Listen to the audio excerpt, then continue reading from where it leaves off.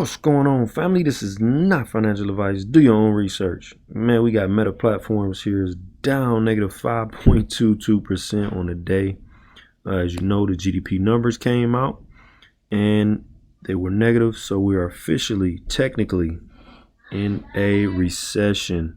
So, as you know, the market rallied, even though all this stuff was going on. They already knew the market was we were in a recession. Based on the slow growth, the growth was slowing and everything. Even though the earnings, the big tech plays, they missed their earnings as well. But we're not going to get into the market rallying, but we're going to touch on Meta. They missed their first ever sales decline. So we got a support level down here, strong support down around 124, 125. They bounced back here in 2019.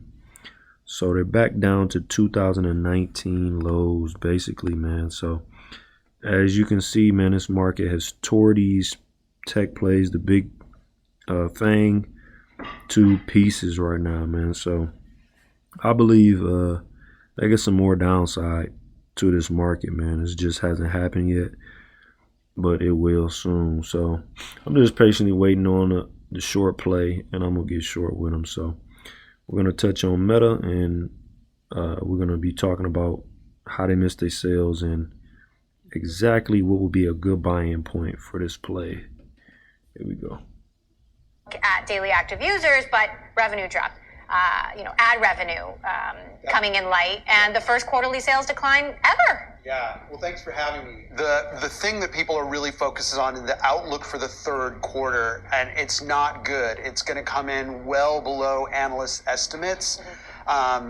The miss on the revenue side, some of the active users, they gained on the daily, but not on the monthly. So it's a very mixed picture there. The shares are down. They're not falling out of bed. People aren't looking at this and running around like their hair is on fire. Still, it's not a great look. Remember that Mark Zuckerberg has made this big pivot toward the metaverse, and he's talked about we're going to lose money on that. We're going to spend $10 billion on it. We're not going to make a profit for many, many years. Right around the same time, we get the war in Ukraine. We get this sense of a slowdown in the U.S. economy and the global economy, and advertisers really pulling back. We saw it yesterday from Alphabet, and we're seeing it again today. And David Winter, the CFO, for just a few more weeks, came out and said, we really see advertisers facing headwinds, and there's a lot of economic uncertainty, and they're pulling back. Same message as we got from Ruth Porat, CFO of Alphabet, yesterday. All right, Deborah, let's talk a little bit more about this. Obviously, we're looking at shares there. Zuckerberg saying Meta's products are continuing to grow in a challenging macro environment, challenging macroeconomic environment. Those are the words he's using. The company also saying they've reduced hiring and overall expense growth plans this year. What are your headline takeaways, Deborah? Yeah, so I remember years past when Mark Zuckerberg would start out his quarterly earnings recap with phrases like, it was another good quarter, or it was another great quarter. We are not seeing that anymore, and not for the foreseeable future when it comes to Meta. This year-over-year quarterly drop in revenue, I think it was pretty much baked into expectations by this point among investors. It's really showing just how quickly Meta's business has deteriorated in this uncertain economy that's affecting all of the digital ad-supported businesses. You mentioned Google, you mentioned Snap, Twitter.